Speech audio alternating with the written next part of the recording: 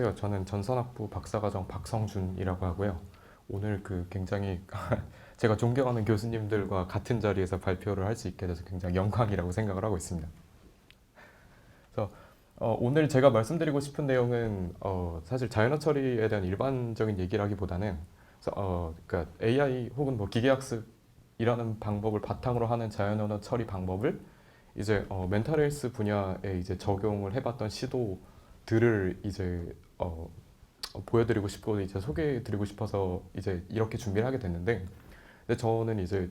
이런 주제에 관심이 있고 이런 주제로 이제 박사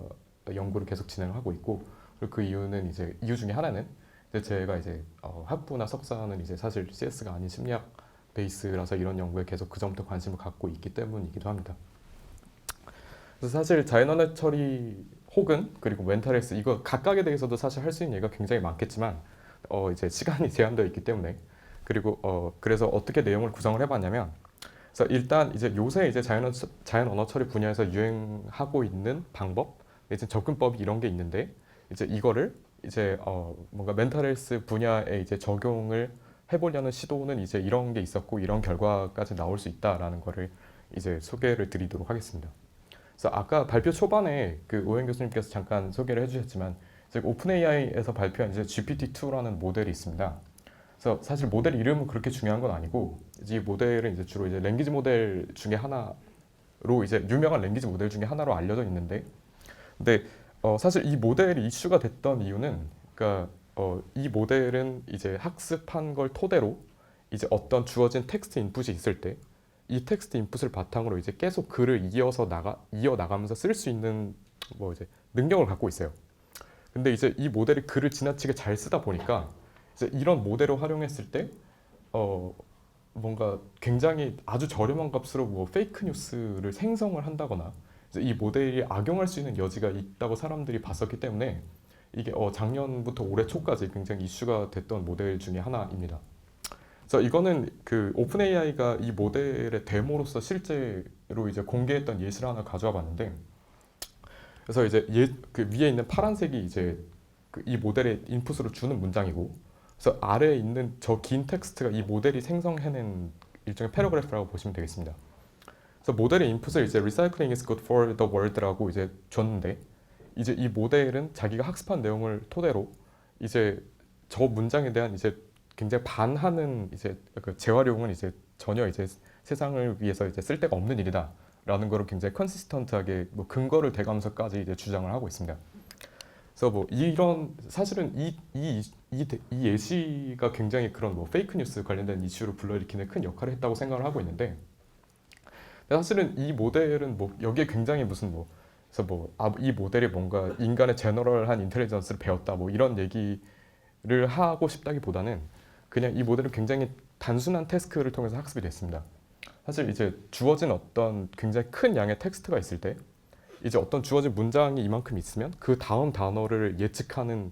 태스크를 이제 CS 쪽에서 랭귀지 모델링 태스크라고 하는데, 이제 굉장히 거대한 이제 코퍼스에서 그런 태스크를 통해서 모델 학습을 시키게 되면 이제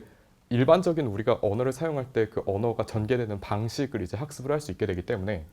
이제 그 모델이 생성해낸 내용을 계속 인풋으로 주게 되면 이 모델은 이제 어떤 내가 원하는 길이만큼 그 텍스트를 이제 완성을 해가는 능력을 갖게 되겠죠. 그래서 사실은 이런 류의 랭귀지 모델들은 이런 종류의 이슈 메이킹 정도는 할 수 있었는데, 근데 이 랭귀지 모델을 어디에 어떻게 써야 될지는 그 태스크 자체로 이제 사실 주목을 잘 받지 못하고 있다가 한 2018년 19년도 들어서면서 이런 뭔가 사람의 언어에 대한 일반적인 지식을 학습한 이런 랭귀지 모델들을 굉장히 다양한 NLP 분야에서 뭐 사람들이 많이 연구하고 있는 서브 태스크에 적용을 했을 때 거의 모든 서브 태스크에서 굉장히 큰 성능 향상을 보였다는 게 이제 18, 19년도에 유행을 하기 시작하면서 이제 이런 류의 GPT-2 같은 류의 굉장히 거대한 이제 랭귀지 모델을 프리 트레이닝 한 다음에 거기서 이제 그 모델이 학습한 인간의 어떤 일반적인 언어에 대한 내용을 이제 이런 특정한 종류 NLP 태스크에 약간 놀리지 트랜스퍼 하는 게 이제 약간 유행을 하기 시작을 했습니다. 그래서 뭐 여기에는 일종의 그 각각의 그 서브 태스크에 대한 예시만 몇 가지 갖고 왔는데요. 첫 번째 이제 Natural Language Understanding은 이제 말 그대로 사람의 어떤 언어를 이해하는 종류의 태스크인데 그 중에 하나는 뭐 센티멘트 어널리시스라고 하는 건 이제 뭐 주어진 텍스트가 뭐 사람이 보기에 이게 뭐 긍정적인 내용을 담고 있는지 혹은 부정적인 내용을 담고 있는지 그 센티멘트를 이제 분류하는 문제고, 두 번째 퀘스천 앤서링은 이제 약간 그 뭐 이제 대학 수학 능력 시험에서 뭐 국어 영역 풀듯이 어떤 뭐 텍스트 지문이 있고 그리고 그 지문에 해당되는 질문이 있을 때 이제 이 지문 안에서 뭐 이제 이 질문에 해당하는 답을 찾는 이제 그런 종류의 문제입니다. 뭐 이런 두 가지 태스크에 대해서도 굉장히 이런 프리트레인드 랭귀지 모델을 쓰는 게 굉장히 뭐 우수한 성능을 보였다. 뭐 이런 결과가 나온 적이 있고요. 그리고 뭐 이런 언어 이해뿐만 아니라 이제 언어 생성 과제에서도 굉장히 저런 랭귀지 모델을 쓰는 게 어떻게 보면 당연한 얘기긴 하지만 굉장히 우수한 성능을 보였다는 게 역시 이제 많이 결과들이 나오고 있습니다. 그리고 대표적인 이제 언어 생성 과제들은 이제 뭐 대표적으로 기계 번역 혹은 뭐 이제 사람처럼 말을 할 수 있는 뭐 기계를 만드는 이제 컨버세이션 모델링 뭐 이런 분야에서도 굉장히 좋은 결과들을 보여주고 있는데요. 그래서 사실 굉장히 최근에 발표된 이런 거대한 그 프리트레인드된 랭귀지 모델 중에 하나는 이제 벌트라는 게 있습니다. 그래서 이 모델도 역시 GPT-2처럼 같은 아키텍처를 쓰고 있고 그리고 약간 트레이너블 파라미터가 거의 빌리언 단위의 수렴을 하는데, 사실은 이 한 장에 그래서 요새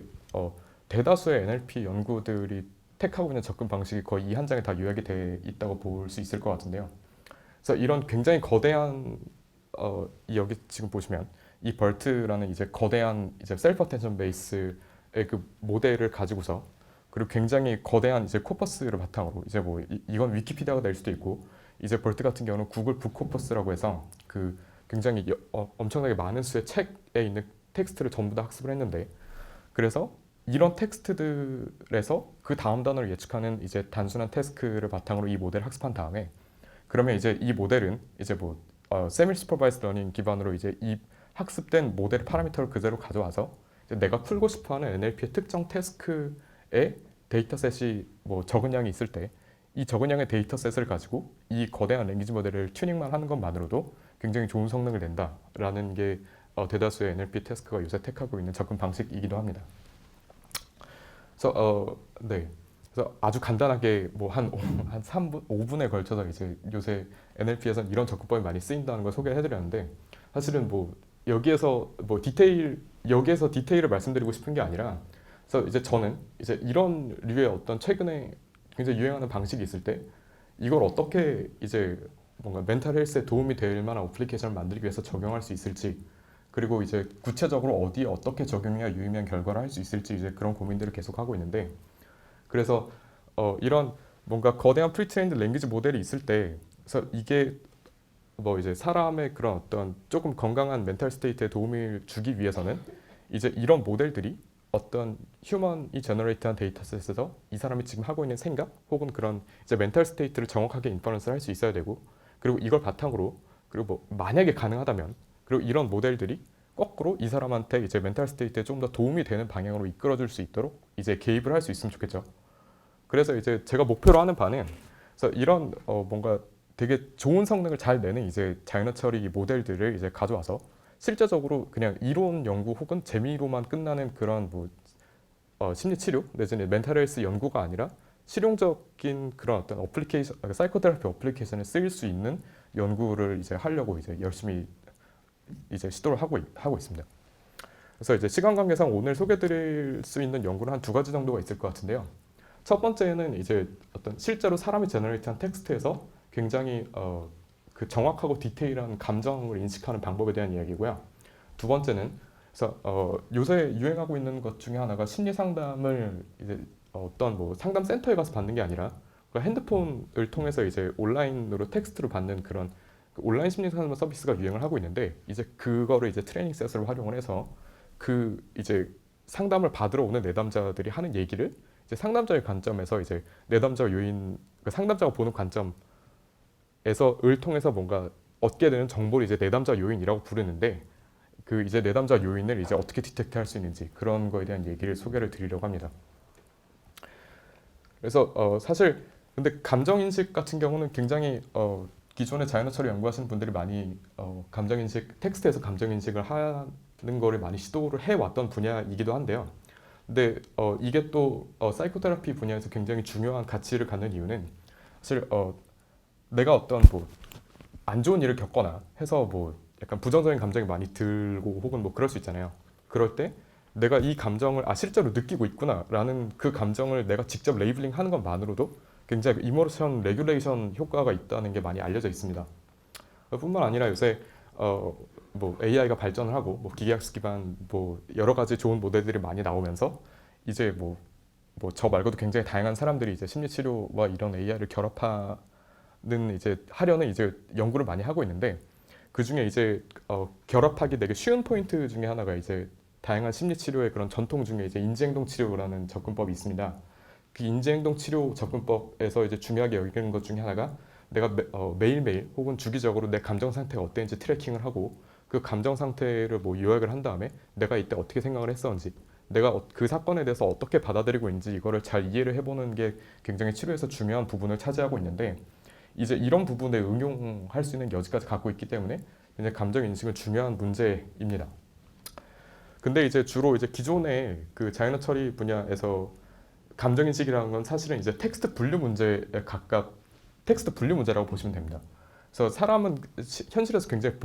복합적이고 굉장히 엄청나게 많은 종류의 감정을 뭐 동시다발적으로 많이 느끼기도 하지만 근데 예를 들면 우리가 느낄 수 있는 감정이 수천 가지가 될 텐데 근데 그 수천 가지의 감정을 학습하기 위해서 어떤 텍스트에 마다 2,000개의 감정 레이블을 어노테이션 하기는 사실상 불가능하기 때문에 굉장히 그냥 현실적인 그 수의 어떤 그 기본 감정들만 레이블링을 하게 되고 그때 쓰이는 것들이 이제 이런 뭐 베이직 이모션이라고 불리는데 이거는 이제 대표 뭐 이제 휠 오브 이모션이라고 약간 대표 감정 한 8개 정도를 요약을 하는 겁니다. 그래서 뭐 그 대표 감정 중에는 여기 보시면 joy, anticipation, anger, disgust 뭐 이런 뭐 sadness, surprise 이런 종류의 감정들이 있는데 그래서 사실은 뭐 이거는 처음 보신 분들이 많겠지만 그냥 이거는 보신 분들이 많을 거기 때문에 여기서 나오는 이 기본적인 캐릭터들이 다 이제 기본 감정에 해당하는 친구들이라고 보시면 될 것 같습니다. 근데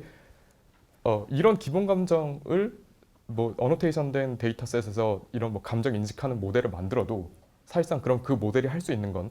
그러니까 이 문장이 그냥 슬프다, 슬프지 않다, 혹은 뭐 이 문장은 뭐 분노가 느껴진다, 느껴지지 않는다. 사실 이 정도만으로는 뭔가 이 사이코테라피 어플리케이션을 사용하는 사람이 자신의 감정을 정확하게 이해하고 파악하는데 큰 도움을 줄 수가 없겠죠, 별로. 그래서 이것보다는 훨씬 더 디테일한 이모션을 러닝할 수 있는 모델이 필요한데 그래서 일단 여기서 차용하게 되는 모델은 이제 어떤 우리가 일반적으로 삶에서 느끼는 감정을 그러니까 그렇게 뭐 카테고리로 보는 게 아니라 어떤 이런 3차원 벡터 스페이스의 모든 감정들을 매핑할 수 있다라는 접근법이 있고 그리고 우리가 느낄 수 있는 모든 감정들은 이제 이 3차원 공간의 특정한 벡터로 나타나게 됩니다. 그리고 지금 여기 보이는 파란색 점들은 앞에서 나왔던 그런 기본 감정들도 여기에 벡터 스페이스 매핑이 될 수 있다는 거고요. 근데 이제 어, 이 연구에서 풀고자 했던 문제는 그래서 뭔가 실제로 사이코테라피 어플리케이션에 도움을 주는 모델, 이모션 레코그니션 모델을 만들기 위해서 굉장히 디테일한 이모션을 레코그나이즈 할 수 있는 모델을 만들고 싶은데 근데 이거를 러닝하려면 사실은 이 VAD 그러니까 이 그 3차원 스페이스를 이제 VAD 스페이스라고 얘기를 하는데 그 이유는 Valence, Arousal, Dominance라는 이름을 갖고 있는데 이 스페이스 상의 그 벡터 폼으로 그 어노테이션된 데이터셋이 굉장히 구하기가 힘들고 그리고 근데 이제 구하기가 힘들기 때문에 기본 감정만 어노테이션된 데이터셋으로 러닝을 하면 이제 큰 쓸모가 없기 때문에 그래서 그러면 이 연구가 했던 시도는 그러면 이 기본 감정들이 어노테이션 된만 데이터셋만 가지고서도 우리가 실제로 현실에서 느끼는 다양한 감정을 프레딕션 할 수 있는 모델을 만들 수 있을까라는 이제 문제를 풀고자 했습니다. 그래서 조금 더 정확히 말씀드리면 그래서 우리가 어떤 데이터셋이 카테고리컬 이모션 레이블만 있어도 우리가 그 데이터셋을 통해서 이 모델이 이제 테스트 타임에는 이제 정확한 이모션 레이블을 가질 수 있는지 이제 그런 거를 연구를 시도를 해봤는데요. 뭐 간단한 아이디어는 그러니까 일반적으로는 보통 이제 이런 뭐 조이, 해피, 새드 아까 봤던 그런 기본 감정들만 레이블이 되어 있으면 이제 이거를 뭐 어떤 모델이 있을 때 이제 그냥 얘를 디렉틀리 프레딕트하는 그냥 클래시파이어를 트레이닝하는 게 일반적인데 이제 여기서는 그렇게 한 게 아니고 일단 첫 번째로 아까 그 발표 초반에 말씀드렸던 프리트레인드 랭귀지 모델을 하나 가져온 다음에 이 모델이 직접 이 감정을 프레딕션 하게 하는 게 아니라 이 기분 텍스트에 대한 각각 그 그 VAD 스코어를 이제 스코어를 이제 프레딕션 할 수 있는 이제 분포를 먼저 프레딕션을 하게 만들고, 그리고 이 레이블, 우리가 갖고 있는 감정 레이블 조이, 해피, 새드 이런 단어들을 또한 이제 VAD 스페이스 상에서 특정한 위치에 이제 놓이기 때문에 이제 그 정보를 활용을 해서 일종의 이 분포를 우리가 갖고 있는 뭐 스파스 레이블이라고 이제 이 카테고리 커뮤니케이션을 가정을 하고 이제 모델을 트레이닝을 할 수 있다. 그리고 그렇게 학습된 모델을 가지고 이제 뭔가 그런 어떤 VAD 스페이스상에서 연속된 공간상에서 우리의 감정을 조금 더 세밀하게 표현할 수 있다라는 게 이 연구에서 했던 일이었습니다. 그래서 그리고 두 번째 연구는 그래서 이것보다는 조금 더 복잡한 형태의 연구인데요. 그러니까 일종의 그 NLP 연구, 그러니까 어떤 NLP에서 많이 쓰이는 그런 모델이나 테크닉들을 많이 이제 적용하기 좋은 데이터셋 중에 하나는 이제 사이코테라피에 관심 있는 사람으로서 그런 어떤 이제 그 온라인 심리 상담 대화록입니다. 그래서 정확히 말씀드리면 이게 뭐냐면, 그러니까 요새 이제 미국 서부 쪽 스타트업들이나 아니면 이제 한국에도 이런 종류의 스타트업들이 한두 군데 정도씩 많이 생기고 있는데, 이제 보통 일반적인 심리 상담의 경우에는 사실은 내가 뭔가 그런 뭐 전문가의 도움이 필요해서 내가 그걸 받고 싶어도 이제 뭐 보통 비용의 문제나 아니면 접근성의 문제 때문에 이제 내 의지와는 별도로 그런 데 찾아가기가 되게 힘든데, 이제 사실 내가 핸드폰은 내가 거의 언제나 들고 다닌다는 이제 뭐 이제 서비스 차원의 장점이 있고, 두 번째로는 이제 그런 센터들은 보통 이제 9 to 6로 영업을 하고 딱 끝이지만, 이런 서비스들은 이제 보통 이제 현대인들은 다 바쁘잖아요. 그래서 뭐 자기가 퇴근한 이후에 내가 어느 정도 자유롭게 시간을 설정해서 이제 그 이 플랫폼 상에서 상담을 받을 수 있기 때문에, 그래서 약간 그런 어떤 이런 심리 상담의 저변을 넓혀주고 있는 그런 모델 중에 하나인데, 근데 이제 이런 모델들, 이런 이제 어플리케이션 상에서 이제 남는 그런 심리 상담 대화록들은 이제 또 이제 이런 사이코테라피 어플리케이션을 개발할 수 있는 좋은 이제 트레이닝 셋이 되기 때문에, 그래서 요새 그래서 이런 어플리케이션을 운영하는 사람들이 굉장히 이런 데이터셋을 활용해서 어떻게 하면 조금 더 이제 이 플랫폼 유저들한테 좋은 가치를 전달할 수 있을지 이런 걸 고민을 많이 하고 있습니다. 그래서 일단은 뭐 당장 이제 생각하기 쉬운 그런 접근법 중에 하나는, 그러니까 그러면 우리가 이제 뭐 이제 상담자와 내담자의 그 대화록이 있으니까, 그러면 이 대화록을 통해서 그러면 AI 치료사를 만들어 보자라는 게 먼저 이제 딱 들 수 있는 생각인데, 근데 일단은 여기에는 이제 현재 기술 수준 내지는 뭔가 여러 가지 문제 때문에 약간 이건 어렵다고 보고 있습니다. 뭐 여러 가지 이유가 있는데, 일단은 이게 지금 이 서비스를 사용하는 사람들이 굉장히 뭐 심리적으로 불안한 분들도 많고, 이제 그렇다 보니까 혹시 이 모델 차원에서, 그러니까 얘가 이런 식의 뭔가 대화 모델을 만들었다가 이제 이상한 종류의 인스트럭션을 줘서 이제 돌이킬 수 없는 결과를 초래한다거나, 아니면 그냥 지금 이 서비스를 찾는 사람의 동기 자체가 나는 그냥 단순히 기계와 대화하고 싶지 않을 수도 있다, 이런 동기를 가진 사람들도 있어요. 그래서 이런 여러 가지 문제들 때문에, 그러니까 뭐 아까 그 이제 김주 교수님께서 발표에서도 이제 교수님께서 말씀하셨지만, 그러니까 이게 실제로 가능하다 한들, 그러니까 이게 풀리 오토마이즈 해서 뭔가 유저한테 직접적인 뭐 AI 테라피스트를 만들어서 보여주는 것보다도, 내가 지금 나는 이제 상담사와 이제 AI가 공존하면서 서로가 조금 더 시너지를 내고, 그 과정에서 조금 더 이제 엔드 유저한테 조금 더 이제 좋은 가치를 전달할 수 있으면 좋겠다, 이제 라는 생각을 하게 됐습니다. 그래서 결국은 이런 뭔가 이제 온라인에서 이루어지는 그 텍스트 심리 상담에서 AI 모델의 역할이라는 게, 결국은 뭐 이제 이거 같이 협업을 했던 이제 팀과도 아주 긴 논의 끝에 나온 어떤 합의점 중에 하나는, 그러니까 결국은 AI 모델이 그 데이터셋을 통해서 학습한 결과물이 이 그 심리 상담사가 조금 더 이 내담자들을 이제 효율적으로 더 많이 잘 케어해 줄 수 있는 그런 종류의 가치를 줄 수 있고, 그리고 그 가치는 그대로 이제 내담자들한테 전달이 될 텐데, 이제 그 내담자들은 이제 기존에는 뭐 예를 들면 일주일에 1시간, 뭐 한 달에 2번 이 정도밖에 케어를 받지 못했다면, 이제 그 카운셀러와 AI가 이제 서로의 부족한 부분을 보완을 하면서 이제 이제 24시간 케어를 받을 수 있는 이제 그런 24시간 케어를 받을 수 있는 그 시스템에 이제 기여를 하는 AI 모델을 만들어 보자라는 쪽으로 이제 그런 방향성을 보면서 이제 그 만들게 된 모델 페이퍼입니다. 그래서 이제 조금 더, 그래서 여기서 한 걸음 더 나가면, 그래서 그러면 이제 결국은 여기서 우리가 하고자 하는 거는 그러니까 지금 이제 이 대화록에서 그러니까 상담자와 함께 공존하는 AI가 이제 내담자한테 어떤 도움을 줘야 되는 거기 때문에 그러면 우리가 이 데이터셋을 바라볼 때도 그러니까 일반인의 관점이 아니라 그러니까 상담자의 관점에서 이 데이터셋을 바라보고 싶었습니다. 그래서 이제 내담자가 뭐라고 한 그 어떤 대화 데이터셋의 발화에 대해서 그러니까 그러니까 상담자가 보기에 어떤 특정한 뭔가 상담자가 유의미하게 보는 내담자의 정보들이 있을 텐데 이 정보들을 실, 이 정보들을 이제 어노테이션을 하고 전문가의 관점에 따라서 그리고 그 데이터셋을 가지고 이제 그런 관점을 이제 흉내낼 수 있는 어떤 그 모델을 만들고 이 모델이 만약에 충분한 성능이 나온다면 이제 뭐 예를 들면 이 모델은 이제 뭐 내담자 뭐 지난 상담 세션에는 뭐 이런 일이 있었어요라는 걸 오토매틱하게 이제 서머라이제이션을 해서 이제 뭐 내담자 상담자한테 동시에 제공을 한다거나 아니면 뭐 이제 상담 중에 뭔가 이제 상담자와 내담자가 약속한 내용이 있으면 그런 거를 이제 디텍트를 해서 이제 뭐 상담자가 따로 확인하지 않아도 이제 다음 상담 세션 전에 뭐 이제 지난주에 이런 약속을 했었는데 이제 뭐 그런 거를 혹시 뭐 지금 잘 진행을 하고 계신가요? 이런 식으로 뭐 약간 인터벤션을 찔러줄 수 있겠죠. 그래서 조금 더 이제 디테일하게 말씀드리면 이 연구의 오버뷰를 나타내는 슬라이드인데,